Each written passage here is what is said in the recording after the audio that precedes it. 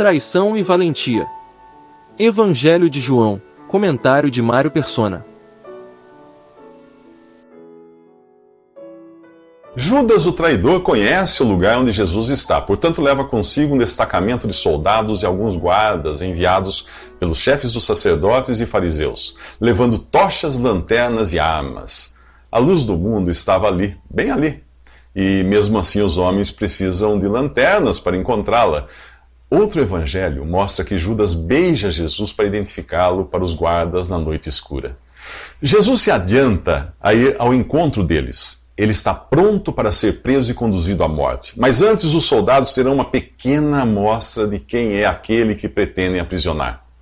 A quem vocês estão procurando? Pergunta Jesus. A Jesus de Nazaré, respondem eles. A resposta de Jesus nos remete ao encontro de Moisés com Deus, no capítulo 4 do livro de Êxodo. Ao perguntar a Deus o seu nome, Moisés ouviu a seguinte resposta: Eu sou o que sou. É isto que você dirá aos israelitas: Eu sou, me enviou a vocês. A mesma expressão, eu sou, sai agora da boca de Jesus, e isso é suficiente para fazer os soldados caírem de costas. Ali está o Criador, o Senhor do universo, o eu sou, e os soldados são incapazes de suportar apenas um lampejo de sua glória. Este é Jesus e Jeová. Jesus intercede pelos discípulos, afinal de contas era ele que buscavam, portanto que deixassem ir livres os outros. Nenhum deles sofreria dano algum, nem mesmo Pedro, que em sua impetuosidade sacou da espada e decepou a orelha do servo do sumo sacerdote.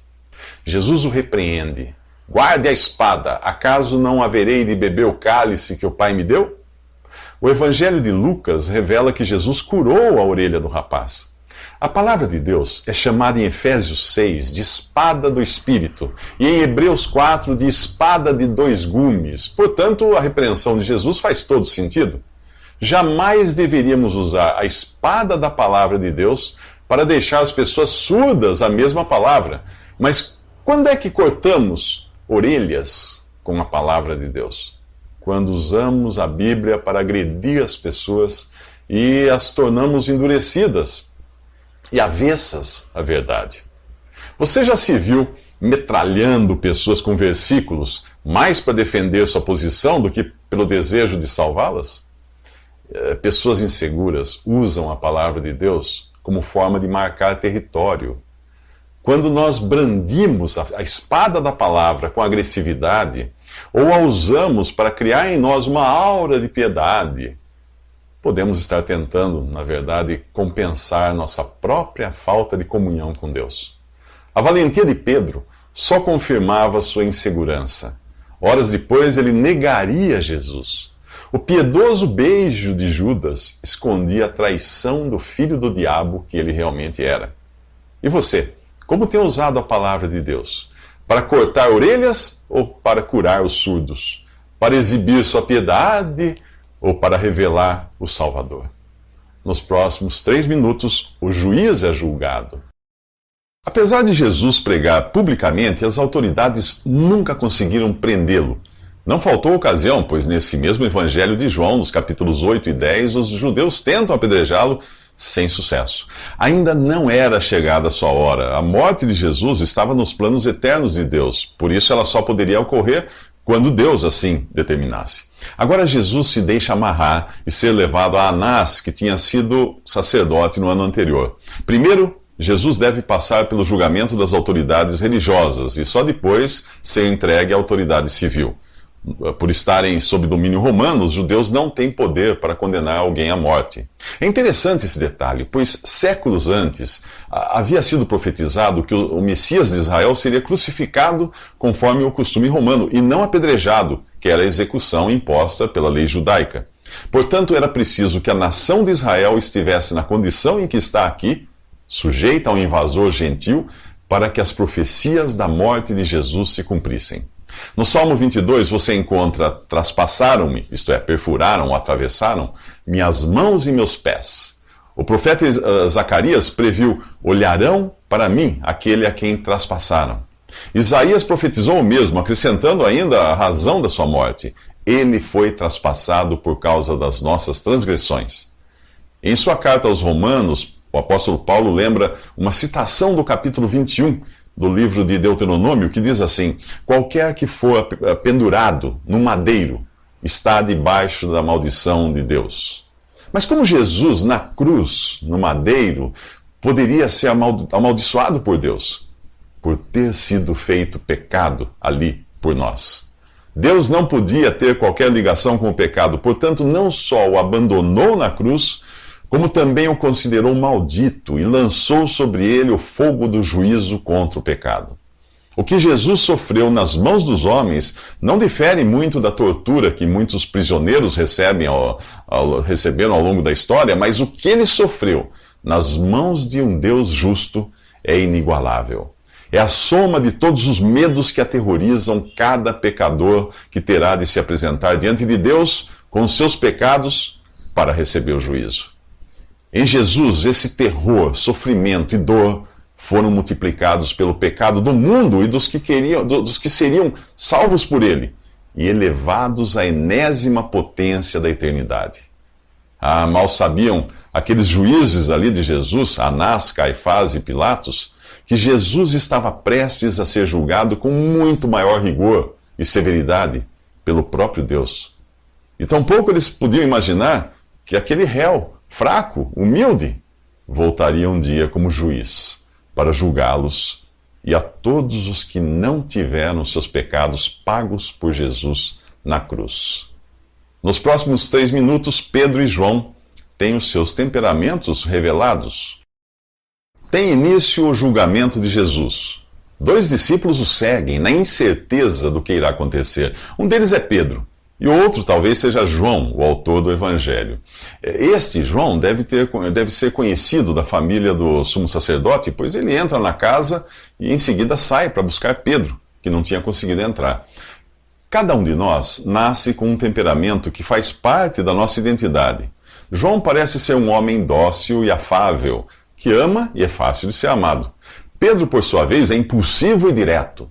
São características humanas que podem estar sob o controle do espírito ou dos sentidos, às vezes chamados também de carne. Assim como eu e você, Pedro e João são pecadores por natureza. E tudo neles, inclusive o temperamento, foi corrompido pelo pecado. João, com seu temperamento dócil, é mais diplomático e apto a conquistar amizades e acessos, como o da casa do sumo sacerdote. Pessoas acessíveis têm fácil acesso. Pedro, por sua vez, está no outro extremo. Ele é o homem de pavio curto, muito útil para comandar um batalhão, trabalhar de capataz ou ser o primeiro a mergulhar no mar para ir ao encontro do Senhor. Mas dificilmente ele conseguirá um emprego como relações públicas. Pedro e João sempre foram assim, e essas características fazem parte deles como indivíduos, cada um com a sua identidade própria. O problema não é o temperamento, mas o que o controla esse temperamento. O ser humano passa por diferentes estágios, infância, adolescência, fase adulta, sem perder a sua identidade. Em cada fase, ele pensa e age de modo diferente, mas é sempre o mesmo ser humano e jamais perderá essa essência. Deus criou o homem e disse que era muito bom. Se assim não fosse, Jesus não teria vindo em um corpo humano. Ao contrário de Jesus, porém, todos nós temos uma natureza pecaminosa que nos incita a pecar. Mas é você, como um ser responsável, quem peca ao se deixar guiar por essa natureza. E é você quem vai prestar contas disso. O problema é que se você ainda não se converteu a Jesus, você só possui a carne para movê-lo. Você só pode ser guiado pela carne e pelos pensamentos, como um marionete de Satanás. Aquele, porém, que pela fé em Jesus é nascido de Deus, possui, além dessa mesma velha e caída natureza, uma natureza santa e perfeita que vem de Deus. Quando você deixa a velha carne no comando, você peca. Quando você se deixa guiar pelo Espírito de Deus, você age segundo a vontade de Deus. O problema no Éden foi Eva se deixar guiar pelos sentidos. A árvore era boa para comer, era agradável aos olhos, era boa para dar entendimento. Havia um apelo sensorial ao corpo, à alma e ao espírito. E ela se deixou levar pelos sentidos. Quando nos deixamos guiar pelo que é sensorial, pecamos. Na carta do apóstolo Judas, nós encontramos a característica dos homens ímpios. Eles são sensuais. Como animais irracionais, eles são guiados pelos sentidos e não pelo Espírito de Deus. Nos próximos 3 minutos, o temperamento intrépido de Pedro é colocado à prova. Enquanto os homens conspiram para entregar Jesus à morte, a carne de Pedro conspira contra ele. Graças à intervenção de João, ele é admitido no pátio interior da casa do sumo sacerdote, mas logo procura a companhia dos guardas e outros que ajudaram a prender Jesus para se aquecer em torno da fogueira em que eles se aqueciam. Pedro é reconhecido por uma mulher. Você não é um dos discípulos desse homem? Ele nega, com medo da mulher. Então é a vez dos que estão ao redor da fogueira questionarem: você não é um dos discípulos dele? Pedro nega outra vez. Finalmente é reconhecido pelo parente do homem que teve a orelha cortada. Eu não o vi com ele no olival, no Jardim das Oliveiras. Pedro nega pela 3ª vez. Aí o galo canta. O Evangelho de Lucas dá mais detalhes do que acontece após o galo cantar.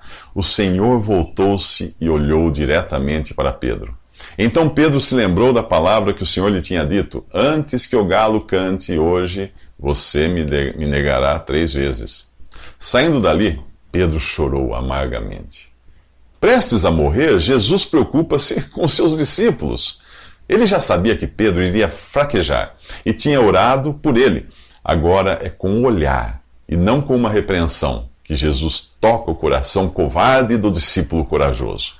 Aquele que se dizia disposto a encarar a morte por Jesus não teve sequer coragem de encarar a pergunta de uma mulher. Se Pedro vivesse nos dias de hoje, ele seria um assíduo consumidor de livros e palestras de autoajuda, com mensagens do tipo: confie em si mesmo, descubra o poder que há em seu interior, ou siga o seu coração. Tudo isso pode soar muito bonito, mas não passa de confiança na carne. Um pouco antes, Jesus tinha deixado claro aos discípulos que, por maior disposição do Espírito que eles demonstrassem ter, a carne é fraca. Confiar na carne e nos sentidos nos deixa vulneráveis ao pecado. Pedro que o diga. Sempre desconfie da sua capacidade natural quando ela é colocada ao serviço do Senhor pela vontade própria. Jeremias escreveu que é maldito o homem que confia no homem, e isso inclui confiar em si mesmo. O temperamento de Pedro só podia ser útil quando controlado pelo Espírito de Deus, como aconteceu depois em Atos, capítulo 4, versículo 13, quando Anás e Caifás dão testemunho da intrepidez e coragem de Pedro ao testemunhar de Jesus sob o risco de morrer por isso. O primeiro salmo diz que é feliz o homem que não anda segundo o conselho dos ímpios, nem se detém no caminho dos pecadores e nem se assenta na roda dos escarnecedores. Assentado na roda dos ímpios guardas, em busca daquilo que os aquece, Pedro nega Jesus. Sempre que você buscar o conforto da companhia dos ímpios, o seu testemunho será enfraquecido e você acabará negando, sendo uma negação daquilo que deveria ser neste mundo, um real testemunho para Jesus. Nos próximos 3 minutos, Jesus é interrogado.